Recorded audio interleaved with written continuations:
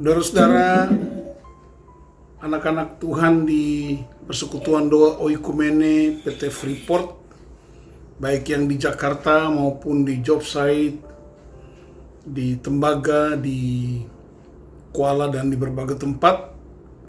Sebelum kita dengar firman Tuhan, mari kita berdoa, mohon tuntunan Roh Kudus. Kita berdoa. Ya Bapa, dalam kemuliaan-Mu kami datang sebagai anak-anak-Mu, memohon urapan-Mu, kuasa-Mu, supaya kebenaran firman yang kami terima hari ini tidak sekedar sebuah pengetahuan Alkitab semata-mata, tapi sungguh-sungguh kami berjumpa dengan kebenaran ilahi, kami berjumpa dengan kuasa kasih-Mu, kami berjumpa dengan kekuatan-Mu yang menolong, menghibur, menguatkan di tengah-tengah berbagai keadaan yang kami hadapi. Dalam nama Tuhan Yesus Kristus, kami siap dengar firman Tuhan. Haleluya. Amin. Kita baca dari kitab Ulangan pasal 32 ayat 8 sampai dengan ayat 12. Ulangan 32 ayat 8 sampai 12. Demikian firman Tuhan.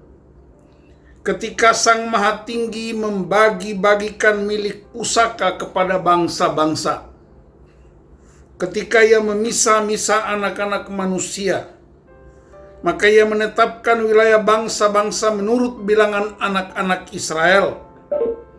Tetapi bagian Tuhan ialah umat-Nya, Yakub ialah milik yang ditetapkan baginya.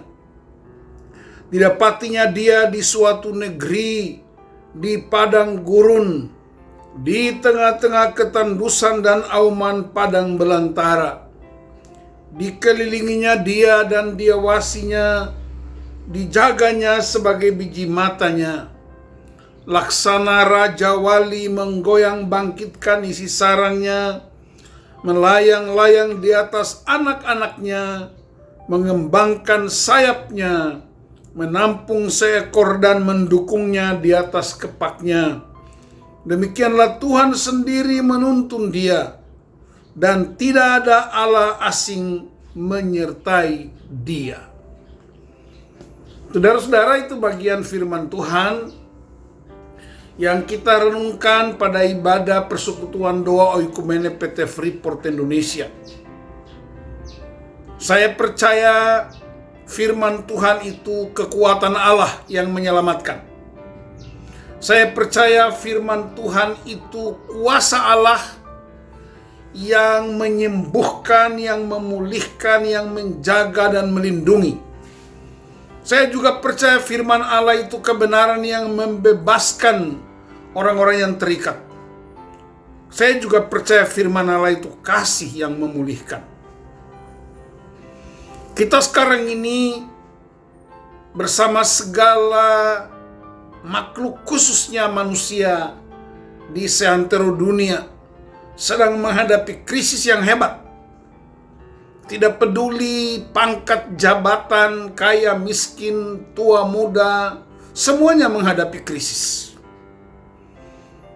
Dan saya percaya anak-anak Tuhan tahu berespons pada waktu krisis itu terjadi. Pembacaan kita adalah nyanyian pujian dari seorang Musa dalam Ulangan 32. Musa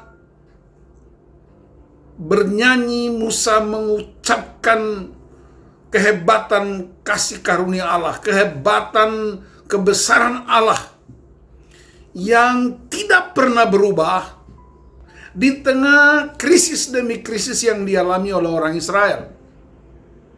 Kita tahu peristiwa Mesir. Mereka mengalami krisis di Mesir ratusan tahun, hampir 400 tahun. Kemudian mereka mengalami krisis lagi di padang gurun 40 tahun. Dan tidak hanya itu, mereka juga pernah mengalami krisis 70 tahun di Babilonia. Mereka juga pernah mengalami penindasan kerajaan Romawi ketika ada di Yerusalem. Dan satu lagi yang tidak akan kita lupa, pada tahun 1942, hampir 6 juta orang Yahudi dibantai oleh kekuasaan Nazi Jerman. Jadi krisis demi krisis yang dihadapi oleh umat Israel ditulis di Alkitab untuk memperingatkan kita, menjadi contoh bagi kita. Krisis silih berganti. Keadaan-keadaan yang tidak kita rancangkan silih berganti. Tapi Allah yang hidup, Allah dalam Kristus Yesus, tidak pernah berubah. Dia tetap dulu, sekarang, dan selama-lamanya. Nah, karena itu Musa mengagungkan Allah dengan nyanyian ini. Dan saya ingin memilih beberapa ayat untuk kita perhatikan. Ya, dalam Ulangan 32 pembacaan kita tadi, ayat 32, Sang Maha Tinggi Allah membagi milik pusaka kepada bangsa-bangsa. Dia memisah anak-anak manusia, Ia menetapkan wilayah bangsa-bangsa. Tetapi ayat 9, bagian Tuhan ialah umatnya, Yakub ialah milik yang ditetapkan baginya. Jadi ada komunitas umat milik Tuhan, dan Yakub bicara tentang pribadi setiap kita. Kita tidak hanya dijaga sebagai sebuah komunitas, tapi kita juga ditetapkan secara pribadi menjadi milik Allah. Itulah kebesaran Allah yang ditunjukkan dalam krisis demi krisis yang dihadapi oleh orang Israel. Apa artinya krisis, saudara-saudara? Krisis tidak merupakan kesempatan melatih karakter. Justru krisis akan menampilkan sehebat apa karakter di tengah-tengah krisis yang kita hadapi. Krisis itu bisa datang dalam berbagai bentuk. Tapi perhatikan ayat 10.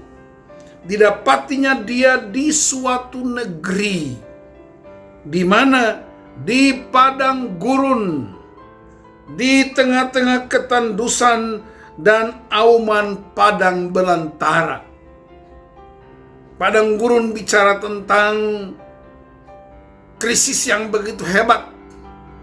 Nyaris tidak ada kehidupan di sana. Auman padang belantara bicara tentang ancaman-ancaman, bahkan dari binatang-binatang buas, dari gejolak-gejolak alam. Ada bencana alam, ada badai pasir, badai gurun, semuanya adalah krisis-krisis yang hebat. Tapi saudara-saudara, ada janji Tuhan yang begitu hebat. Di tengah krisis-krisis itulah ada janji Tuhan. Dan 3 janji ini kita akan renungkan. Yang pertama pada ayat 10, dikelilinginya dia. Yang kedua, diawasinya. Dan yang ketiga, dijaganya sebagai biji matanya. Wow, dahsyat sekali saudara-saudara. Ternyata di tengah krisis yang melanda dunia, di tengah krisis yang sedang kita jalani dalam berbagai bentuk, ada janji Tuhan. Dia mengelilingi engkau, Dia mengawasi engkau, dan Dia menjaga engkau sebagai biji matanya. Mengelilingi saudara-saudara, kita bisa sebutkan kiri, kanan, muka, belakang, atas, bawah. Ada Tuhan. Dan di paradigma kita tetap, krisis tidak boleh menggeser kepercayaan kita kepada Allah. Krisis tidak boleh menggeser iman kita. Justru krisis kita semakin kokoh berjumpa dengan otoritas Tuhan. Karena ada janjinya. Dia mengelilingi engkau, Dia mengawasi engkau, Dia menjaga engkau. Manusia terbatas untuk menjaga kita. Manusia terbatas untuk mengawasi kita. Manusia terbatas untuk menjaga kita. Tapi Alkitab berkata, Dia Allah yang tidak tertidur dan tidak terlelap. Itulah Allah yang hidup. Sebab ketika Musa hendak membebaskan orang Israel dari tanah Mesir, Musa tanya sama Tuhan, jika orang Israel tanya, siapakah yang mengutus aku? Dalam Keluaran 3 ayat 14, Tuhan suruh Musa berkata, kasih tahu orang Israel, yang mengutus engkau adalah Ehye, Esyer, Ehye. Aku adalah aku. Aku adalah Allah masa lalu, Allah nenek moyangmu, Abraham, Ishak, dan Yakub. Tapi aku juga Allah yang sedang berotoritas. Dan aku juga adalah Allah yang I will be present there. Aku Allah yang juga masa yang akan datang. Karena itu saudara-saudara, saudara bisa bikin daftar krisis yang saudara hadapi. Krisis tidak hanya soal ekonomi. Krisis bukan hanya soal makanan dan minuman. Tapi krisis juga mungkin krisis sakit penyakit yang kita hadapi, krisis pekerjaan, krisis karakter, semuanya. Dia bisa dipakai sebagai alat untuk membuat kita berpindah level. Levelnya bisa naik atau turun, sangat bergantung kepada respons yang kita hadapi. Nah, karena itu saudara-saudara, bagaimana caranya Tuhan membentuk karakter kita di tengah krisis? Bagaimana caranya Dia menjaga kita, Dia mengawasi kita, Dia mengelilingi kita? Ayat 12 Dia memberikan sebuah metafora, gambaran. Ayat 11 Dia bilang begini, laksana Raja Wali menggoyang bangkitkan isi sarangnya, melayang-layang di atas anak-anaknya, mengembangkan sayapnya, menampung seekor dan mendukungnya di atas kepaknya. Demikianlah Tuhan sendiri menuntun dia, dan tidak ada Allah asing menyertai dia. Ternyata Allah menggambarkan, penulis Ulangan menggambarkan Allah seperti induk Raja Wali yang membentuk anak-anaknya dengan cara apa? Dia membongkar semua comfort zone mereka. Dia membongkar kesenangan-kesenangan anak-anak Raja Wali di dalam sarangnya. Lalu dia mulai melatih mereka untuk berterbang, melatih mereka untuk mengembangkan sayapnya. Dan kalau bapak-bapak, ibu-ibu, saudara-saudara buka di Google, buka di internet, saudara akan temukan bagaimana Raja Wali melatih untuk punya sayap yang kuat dan bisa terbang di tengah badai yang hebat. Induknya dan jantannya mereka bergantian membawa anak yang masih kecil, dilepaskan, kemudian anaknya itu udah mulai melatih sayapnya, sehingga pada waktunya anak-anak Raja Wali mereka bisa menembus badai, mereka bisa terbang tinggi, mereka bisa menikmati krisis demi krisis. Demikian saudara-saudara, ternyata krisis yang melanda dunia, krisis yang melanda gereja, krisis yang melanda keluarga-keluarga, sesungguhnya adalah media di mana Tuhan pakai untuk melatih sayap rohani kita semakin kuat, untuk melatih kita semakin hebat menghadapi krisis demi krisis, karena krisis tidak pernah berakhir. Setiap saat selalu datang krisis. Karena itu jangan tangisi krisis itu, tapi hadapi krisis itu dengan berpegang pada janji Allah. Dia mengelilingi engkau, Dia mengawasi engkau 24 jam satu hari. Dia menjaga engkau sebagai biji matanya. Saudara tahu salah satu alat panca indera yang paling sensitif ialah biji mata. Dan kita digambarkan seperti biji mata yang dijaga oleh Tuhan sendiri. Dalam keadaan yang sedang kita hadapi, bekerja dari rumah, belajar dari rumah, beribadah dari rumah. Saya percaya masing-masing orang punya respons yang berbeda-beda. Ada yang bosan, bahkan ada yang ingin untuk meninggalkan segala sesuatu. Kita mendengar ada banyak orang yang mau cerai, meninggalkan keluarganya. Itu respons-respons yang buruk. Tetapi saya percaya anak-anak Tuhan pasti responsnya benar. Kenapa?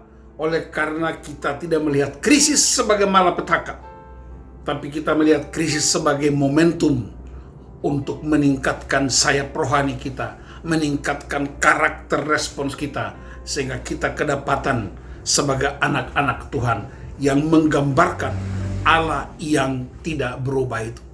Janji-janji Tuhan itu sudah digenapi. Digenapi oleh siapa? Digenapi oleh Yesus Kristus di atas kayu salib. Yesus Kristus juga menghadapi krisis demi krisis. Ketika dia lahir di tempat yang hina, itu juga krisis. Dia disingkirkan oleh ibunya dan ayahnya ke Mesir karena ada ancaman Raja Herodes, itu juga krisis. Dia ditolak di kampung halamannya sendiri Nazaret, itu juga krisis. Dia disalah mengerti oleh keluarganya, itu juga krisis. Bahkan dia menghadapi semua keputusan-keputusan mahkamah agama, menghadapi para orang-orang Farisi ahli Taurat, bahkan dia menghadapi murid-muridnya, juga krisis demi krisis. Tetapi responsnya tetap. Kenapa? Karena dia percaya dia ada di dalam garis otoritas Bapaknya. Kita yang percaya kepada Kristus, Yesus sendiri berkata, kamu akan menghadapi penderitaan, tetapi kuatkanlah hatimu, tetapi jangan takut. Aku telah mengalahkan dunia. Karena itu saudara-saudaraku yang terlibat dalam persekutuan doa ekumene PT Freeport Indonesia, baik yang ada di Plaza 99 di Plaza 89 di Jakarta, yang ada di rumah, yang ada di job site di Tembagapura, yang ada di Kuala Kencana, yang ada di Timika, bahkan mungkin ada di tempat-tempat lain. Dengar firman Tuhan hari ini. Allah tidak pernah berubah. Krisis apapun tidak pernah mengubah Allah. Tetapi ketika kita menghadapi krisis, kita semakin mengharapkan, memohon pertolongan Tuhan, dan Tuhan tidak pernah tolak karena Dia telah menetapkan engkau sebagai milik yang dipertahankannya. Engkau adalah milik kepunyaannya, engkau adalah biji matanya, engkau berharga di matanya, dan karena itu Dia bersedia untuk mati di kayu salib karena milik yang begitu berharga. Dalam keadaan begitulah kita bersyukur kepada Tuhan. Saya percaya tidak ada satu manusia pun yang bisa berkata krisis itu sesuatu yang biasa. Memang sesuatu yang sangat luar biasa. Tapi Allah kita juga Allah yang luar biasa. Krisis itu tidak bisa mengalahkan kebesaran Allah. Krisis itu tidak mengalahkan kekuatan Allah. Krisis tidak mengalahkan kebenaran Allah. Krisis tidak mengalahkan kasih Allah. Sebab Alkitab berkata, kasih Allah itu tinggi, sangat tinggi, tidak dapat dijangkau oleh kuasa apapun. Tapi kasih itu dalam, sedalam-dalamnya kegalauan kita, sedalam-dalamnya kejatuhan kita. Kasih itu sanggup untuk memulihkan kembali. Dia sabar, dia panjang sabar, tapi dia juga terbuka untuk setiap orang. Saya berdoa supaya kita sebagai anak-anak Tuhan tetap punya komitmen yang teguh. Belajar dari orang Israel. Orang Israel ketika mereka berkelimpahan, mereka meninggalkan Tuhan. Ketika mereka krisis, mereka mencari Tuhan. Itulah pelajaran buat kita. Dalam situasi suka maupun duka, dalam situasi kurang atau melimpah, kita tetap menyembah Allah yang hidup. Dia sekali lagi berjanji buat kita di tengah-tengah padang gurun kita, di tengah-tengah krisis auman padang belantara. Janji Tuhan tetap. Dia mengelilingi kita, Dia mengawasi kita, Dia menjaga kita sebagai biji matanya. Tuhan Yesus memberkati saudara-saudara, Tuhan Yesus memberkati keluarga saudara-saudara, Tuhan Yesus melindungi kita dalam setiap situasi yang kita hadapi.